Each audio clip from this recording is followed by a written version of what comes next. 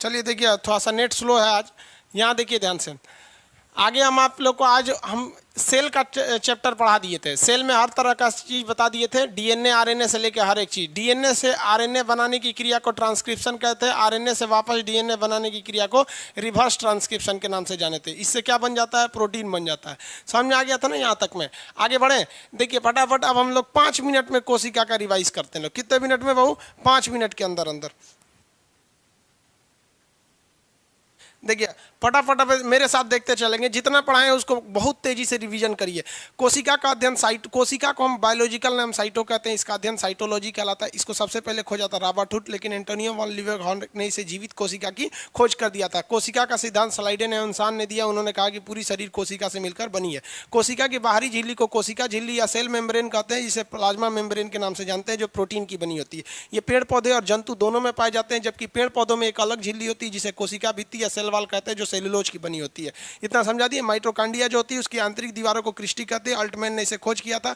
इसमें Krebs cycle चलता है और आंतरिक श्वसन के द्वारा ये एटीपी का निर्माण करता है। 38 एटीपी मिलकर एक ग्लूकोज बना लेते हैं, इसीलिए इसे पावर हाउस या ऊर्जा घर के नाम से जानते हैं। उसके बाद हम देखे थे हम लोग को एंडोप्लाज्मिक रेटिकुलम कोशिका का कंकाल कहते हैं। रफ साइड में हम लोग को राइबोसोम मिलता है जो प्रोटीन बनाता है, स्मूथ साइड में आपका फैट बन जाता है। गोल्गी बॉडी ऊर्जा का क्या कर देता है? परिवहन के नाम कर देता है। सेंट्रोसोम कोशिका का विभाजन कर देता है। वैक्यूल्स जो होता है वो पानी को स्टोर करके रखता है आपका, और न्यूक्लियस कंट्रोल करके रखता है। लाइसोसोम पाचन का काम करता है। इधर उधर रहेंगे तो फट देगा आपका लाइसोसोम, और लाइसोसोम के फट जाने से उसमें क्या हो जाता है? कोशिका मर जाती है। इसे आत्महत्या की थैली करते हैं। ब्लड के जो आरबीसी होता है उसमें लाइसोसोम नहीं पाया जाता है। यहाँ तक समझा दिया था ना। केंद्रक को हम कोशिका का मस्तिष्क कहते हैं। ये बीच में होता है, ब्राउन कलर का रहेगा। कैसे याद रखेंगे? आम की गुठली ब्राउन होती है, इसलिए इसकी खोज रॉबर्ट ब्राउन ने किया था। इसके अंदर क्रोमोजोम पाया जाता है। क्रोमोजोम को खींचिएगा तो डीएनए मिलेगा, डीएनए को खींचिएगा तो जीन मिलेगा। डीएनए में कौन सा तत्व पाया जाएगा? तो फास्फोरस। कौन सा बेस पाया जाएगा? नाइट्रोजन। कौन सा शुगर? तो डी से डाईऑक्सीराइबोस शुगर। इसमें क्या क्या चीज पाए जाएंगे? तो एटी जीसी पाया जाता है। कौन सा बॉन्ड पाया जाता है? तो भैया इसमें हाइड्रोजन बॉन्ड पाया जाता है। एडेनिन थाइमिन में डबल बॉन्ड पाया जाता है। ग्वानिन साइटोसिन में ट्रिपल बॉन्ड पाया जाता है। यहां तक समझाया था ना आपको। इसमें थाइमिन हटा के अगर यूरेसिल जोड़ देंगे तो क्या बन जाता है? वो आरएनए का निर्माण कर देता है। डीएनए का पहला अवलोकन पहली बार देखा था किसने? इसको कार्लसबर्ग ने। डिजाइन किसने दिया था? Watson and Crick. डीएनए के आगे जीन की खोज किसने किया था? जोहानसन ने किया था। डीएनए डबल हेलिक्स होता है, जबकि आरएनए सिंगल हेलिक्स के होता है। डीएनए से आरएनए बनाना ट्रांसक्रिप्शन, आरएनए से वापस डीएनए बनाना रिवर्स ट्रांसक्रिप्शन, डीएनए से डीएनए बनाना रिप्लिकेशन कहलाता है, और आरएनए से प्रोटीन बनाना ट्रांसलेशन के नाम से जाना जाता है। यहाँ तक समझा दिए थे, किसी को कोई दिक्कत नहीं थी यहाँ तक में? समझ में आ गया कि नहीं आ गया? आगे भी बताए थे आपको कोशिका विभाजन के बारे में। कोशिका विभाजन, छोटे जीवों में असूत्री विभाजन होता है, 1 से 2 बन जाते हैं। हम लोग में क्षतिपूर्ति, कटे पीटे हिस्से यानी 90% से ज्यादा शरीर में समसूत्री विभाजन होता है, जिससे हमारी क्षतिपूर्ति हो जाती है। टूटे फूटे अंगों को सही कर लिया जाता है। समसूत्री विभाजन छिपकली की पूंछ, गेंडा तथा चूहे की पूंछ में ज्यादा होता है। जब जनन के समय अर्धसूत्री विभाजन होता है। जनन के समय क्या होता है? अर्धसूत्री विभाजन। क्रोमोजोम में 2 तरह के होते हैं। 44 को कहते हैं ऑटोसोम, जो शरीर का निर्माण करते हैं। 2 होता है ऑलोसोम, जो सेक्स यानी लड़का या लड़की का निर्धारण करेंगे। मेल में बोलेगा तो क्या हो जाएगा? एक्स और वाई, और फीमेल में बोलेगा तो क्या हो जाता है बाबू? एक्स और एक्स। समझ में आ गया कि नहीं? ये हो गया मेल और फीमेल। इतने तो था कोशिका में, और कौन सी था? नोटिंग खत्म हो गया यहाँ पर एक्स में। और बताइए, अगर 46 से बढ़ घट गया तो क्या कहलाते हैं? सिंड्रोम। टर्नर सिंड्रोम में 45 हो जाता है। महिलाओं में बाजपन हो जाता है। क्लिनीफिल्टर सिंड्रोम में 47 हो जाता है। पुरुषों में नपुंसकता आ जाती है। उसके बाद आपका डाउन सिंड्रोम, मेल फीमेल दोनों में हो जाता है, 47 हो जाता है। कुबड़ उबड़ निकल जाता है। और पटाउ सिंड्रोम में ऊपर से होंठ कट जाता है, जिसमें 47 हो जाता है। यहाँ तक समझा दिए थे। अब टिश्यू देखते हैं। उत्तक। उत्तक आप लोग कहेंगे बड़ी तेज बता दिया। तेज बता दिए क्या जी? कुछ ज्यादा तेज हो गया है? रिवीजन कितना तेज करना चाहिए? 5 मिनट में।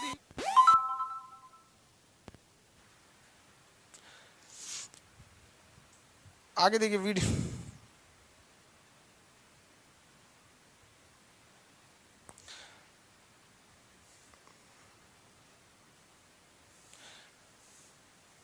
चलिए यहां देखते हैं आप लोग आगे। उत्तक का बफरिंग कर रहा है। थोड़ा बहुत नेट का प्रॉब्लम, बहुत फ्लक्चुएट हो जाता है नेट। अब नेट हम लोग के हाथ में नहीं ना है। कभी कभी नेट फ्लक्चुएट कर जाता है ना, इसलिए दिक्कत हो जाता है। आगे देखा जाए। इतना फास्ट भाई देखिए, रिवीजन कितना स्लो करना चाहिए। रिवीजन मतलब क्या, रिवीजन में टाइम नहीं लगना चाहिए ना, रिवीजन तुरंत तुरंत होना चाहिए। आगे देखिए, अब हम लोग आगे समझते हैं हम लोग कोशिका के बारे में। अब उत्तक के बारे में देखते हैं लोग। उत्तक यानी सेल के बारे उत्तक। अब ये उत्तक क्या हो गया भैया, देखिए ध्यान से समझिएगा। क्वेश्चन में आप अक्सर गलती कर देते हैं। क्वेश्चन कहता है कि कोशिकाओं के समूह को उत्तक कहते हैं, लड़का इसको मार देता है, गलत है। एक समान कोशिकाओं के समूह को उत्तक कहते हैं। कोशिका कैसी होनी चाहिए, सेम कैटेगरी की, समान कोशिका। ऐसा नहीं है कि अलग अलग सेल होना चाहिए। मतलब आप समझिए, मान लीजिए एक हड्डी है, हड्डी भी तो सेल का बना है, तो कुछ हड्डी की सेल ले लेते हैं और कुछ चमड़ा का सेल ले लेते हैं, क्या ये कभी ज्वाइंट करेगा, नहीं करेगा। तो एक समान कोशिका होनी चाहिए। तो ये याद रखेंगे, एक समान कोशिकाओं के समूह को हम लोग उत्तक के नाम से जानते हैं। उत्तक का अध्ययन अक्सर आपसे पूछेगा तो हिस्टोलॉजी होता है। उत्तक का अध्ययन हिस्टोलॉजी, जबकि कोशिका का अध्ययन साइटोलॉजी था। उत्तक का अध्ययन क्या कहलाता है, हिस्टोलॉजी के नाम से जाना जाता है। अब यहाँ समझिए उत्तक या कोशिका, तो ये समझिए इसका जो मतलब फादर थे उनका नाम था मालगिली, लेकिन आज तक किसी एग्जाम में पूछा नहीं। लेकिन ये याद रखिएगा, ये बहुत बार पूछा हुआ है, उत्तक का अध्ययन।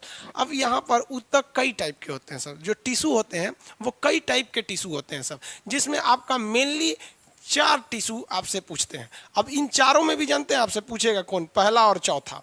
एक काम करते हैं, पहला दूसरा को एक पास लिख देते हैं। एक होता है कनेक्टिंग टिश्यू। कनेक्टिंग टिश्यू से नाम ही है कनेक्टिंग टिश्यू। संयोजी उत्तक, हिंदी में क्या कहते हैं, संयोजी उत्तक।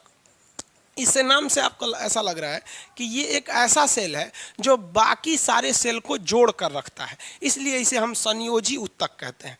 अब एक बात बताओ बाबू, कि आप एग्जाम में कितने चीज़ें याद रख सकते हैं जब तक आप समझेंगे नहीं हमारे शरीर को कौन जोड़ के रखा है।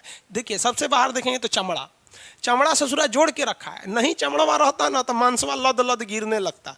हमारे घर में जैसे प्लास्टर कर दिया जाता है ना, तो शरीर के ऊपर का ये प्लास्टर है, गिरने लगेगा यहाँ पर। तो जो हमारे शरीर में ये संयोजी उत्तक का काम कौन कर सकता है, त्वचा। अब अपने से सोच के देखिए, हड्डी, अगर पैर की हड्डी टूट जाएगी ना तो ऐसे टेढ़ हो जाइएगा, तो वही जोड़ के रखा था। हड्डी भी तो संयोजी उत्तक है। अब और कौन सा संयोजी उत्तक है, दिमाग लगाइए आराम से, ज़्यादा सोचिए नहीं, दिमाग लगाइए। ब्लड, जो ब्लड भी पूरे शरीर में घूमते रहता है, तो वो क्या है, संयोजी उत्तक का बना होता है। किसी को कोई दिक्कत नहीं, आगे बढ़े, ध्यान से समझ जाते हैं। यहाँ पे संयोजी उत्तक का 3 एग्जाम्पल, एक हो जाएगा आपका स्किन, दूसरा हो जाएगा आपका ब्लड, और तीसरा हो जाएगा आपका बोन। हो गया, जिसमें आपको पूछेगा कौन सा, ब्लड पूछेगा, कौन सा ब्लड पूछेगा। ब्लड समझ में आ गया कि नहीं आ गया, किसी को कोई दिक्कत नहीं। इसमें ज़्यादा पूछेगा ब्लड, हिंदी में पूछता है, ऑप्शन नंबर ए होता है, इनमें से कौन सा तरल संवहनी उत्तक है। तो भैया हमको तो पता है ना संयोजी उत्तक। अब ब्लड जो होता है वो तो लिक्विड फॉर्म में होता है, तो लिक्विड कनेक्टिंग टिश्यू हो जाएगा, और बोन लिक्विड कनेक्टिंग टिश्यू थोड़ी हो जाएगा। ये क्या हो जाएगा, बोन हो जाएगा आपका सॉलिड कनेक्टिंग टिश्यू। स्किन तो भी सॉलिडे टाइप का होता है, समझ में आ रहा है कि नहीं आ गया। कनेक्टिंग टिश्यू यानी संयोजी उत्तक उसे कहा जाता है जो पूरे शरीर को संयोग करके यानी जोड़ कर रखता है। जोड़ कर रखने वाले को संयोजी उत्तक के नाम से जाना जाता है। यहीं तक में कोई दिक्कत नहीं। आप अगर ब्लड भी याद रखेंगे तो बहुत है, क्योंकि आप टारगेट बैच वाले हैं, कोई फाउंडेशन वाले नहीं है जो आपको एकदम बच्चा की तरह आपको समझाएगा आदमी। टारगेट बैच वाला होशियार होता है सब। एक बोन हो गया। इसके बाद आपका एक होता है न्यूरॉन सेल। न्यूरॉन, इसको हम लोग ब्रेन वाला जो होता है तंत्रिका उत्तक कहते हैं। न्यूरॉन टिश्यू तंत्रिका उत्तक, ये ब्रेन वाला हिस्सा हो जाता है। इसके बाद आप देखिए सबसे मेन जो था इसमें वो कनेक्टिंग टिश्यू होता है, ये सबसे मेन टिश्यू हो जाता है। इसके बाद जो होता है, जो क्वेश्चन पूछता है उसे कहते हैं एडिपोज, एडिपोज या इपिथीलियल, इपिथीलियल। इसे हम लोग कहते हैं उपकला, उपकला उत्तक। उपकला उत्तक में क्या पाया जाता है भैया, वसा पाया जाता है। वसा को हम लोग इंग्लिश में कहते हैं फैट। उपकला उत्तक को हम लोग हिंदी में क्या कहते हैं, देखिए एडिपोज उत्तक कहिए या इपिथीलियल कहिए, ये सेकंड नंबर है, ये इंपॉर्टेंट है, हम इंपॉर्टेंट के हिसाब से पहले लिख देते हैं। इसे हिंदी में कहते हैं उपकला उत्तक। इससे क्या बना होता है, वसा। वसा मतलब क्या होता है भाई, फैट होता है। फैट चर्बी, जिसमें ज़्यादा चर्बी रहेगा उसका शरीर क्या हो जाएगा, थोड़ा सा मोटा हो जाता है, चर्बी ज़्यादा होने की वजह से।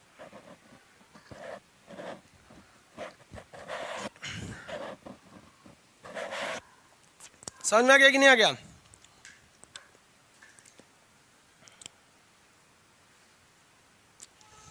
आगे बढ़े। चर्बी का निर्माण कौन करता है भाई? उपकला उत्तक करते हैं। उपकला उत्तक चर्बी यानी वसा का निर्माण कर देते हैं सब। आगे बढ़ जाए, एक क्वेश्चन आता है इससे, ध्यान से समझिए। इससे एक क्वेश्चन आएगा कि बुढ़ापे के वक्त चेहरे पे झुर्रियां पड़ जाती हैं, देखते हैं ना, इसे सिकुड़ जाता है। आप अपने बाबा दादा का देखिएगा, क्यों? क्या उनका स्किन खराब हो जाता है? नहीं बाबू, देखिए स्किन के अंदर इसको फुला के रखता है। स्किन को ऐसे फुला के रखने का काम कौन करता है? तो वो करता है वसा, यानी फैट करता है। बुढ़ापे में फैट की कमी हो जाती है। बुढ़ापे में किस चीज़ की कमी हो जाती है? फैट की कमी हो जाती है। तो फैट की कमी होने से बुढ़ापे में चमड़े में क्या हो जाती हैं? झुर्रियाँ पड़ जाती हैं। तो चेहरे पे जो झुर्रियाँ पड़ जाती हैं बुढ़ापे में, वो किसके कारण हो जाती है? फैट की कमी के कारण चेहरे पर झुर्रियाँ पड़ जाती हैं। और ये वसा कहाँ पाया जाता है? तो ये वसा पाया जाता है आपका उपकला उत्तक में। कहाँ पे? ये उपकला उत्तक में पाया जाएगा।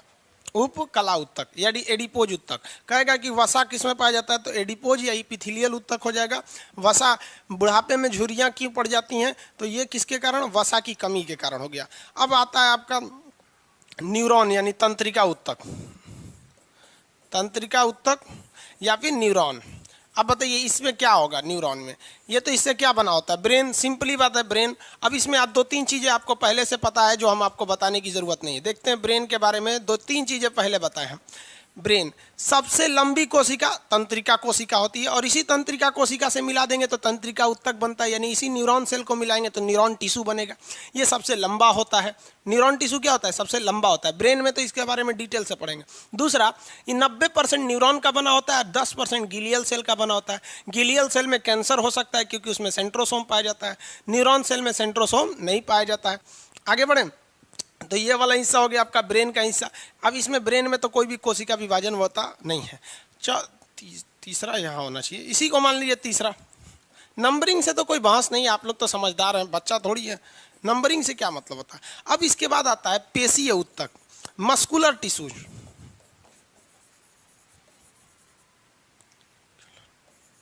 मस्कुलर टिश्यू, पेशीय उत्तक। इसके बारे में आपको आगे एक चैप्टर है जिसका नाम है मसल्स या मांसपेशियाँ। ये मस्कुलर टिश्यू जो होते हैं सब, इससे हमारी मांसपेशियाँ बनी होती हैं। जिस तरह से हड्डी बनी होती है उसी तरह से ये मांसपेशियों का निर्माण करता है पेशीय उत्तक। ये 3 तरह की मांसपेशियाँ होती हैं। हमारे शरीर में 3 तरह के मसल्स पाए जाते हैं। कुछ ऐसे मसल्स हैं जो हमारे हिसाब से काम करते हैं, जैसे देखिए ये हाथ हो गया। जीभ को देखिए ना, जो हम चाहेंगे बोलना वही बोल सकता है, जब चाहेंगे बोलना तभी बोलेंगे। लेकिन कुछ ऐसे मसल्स हैं जो हमारे कंट्रोल में नहीं है, जैसे हमारा पेट।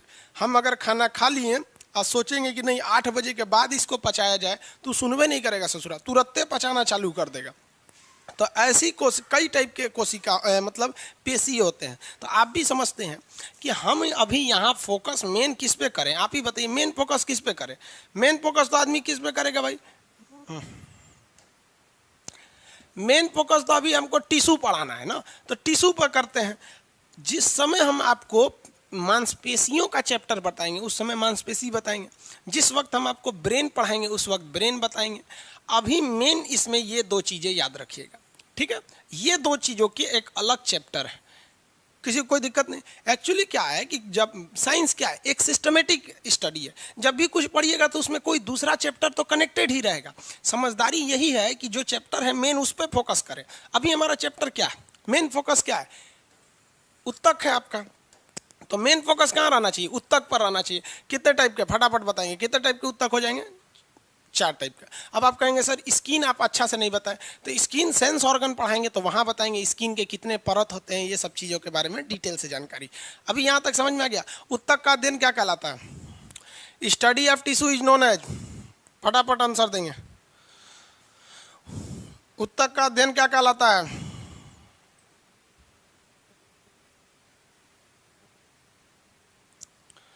उत्तक का अध्ययन क्या कहलाएगा? भाई विकास कुमार जी ये फोटो वोटो क्या भेज रहे हैं इसे इमोजी बनाकर?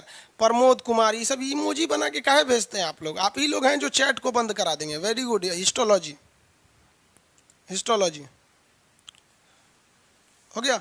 ये 25 तारीख का क्लास नहीं है, उसको कैसे भी ढूंढ के उसको अवेलेबल करा दीजिएगा, ठीक है। अभी नहीं, मतलब क्लास के बाद उसको कैसे भी, भाई एक्चुअली 25 तारीख वाला क्लास मेरे पास भी नहीं मिल रहा है, इसलिए आज उसको कैसे भी ढूंढ के, हम आपके सामने बोले एकदम हर हाल में उसको ढूंढ के लाइएगा लो, ठीक है। 25 सितंबर वाला बाहर कहीं लिख लीजिए। हाँ, अभी मत कीजिए वरना इसे पता नहीं ये लाइनें कट जाएगा तो फिर दिक्कत हो जाएगा। वो एक्चुअली क्या होता है, कभी कभी हो जाता है कि सर्वर में ही छुप गया होगा, तो इसको निकालना पड़ेगा। वेरी गुड, आगे देखते हैं लोग।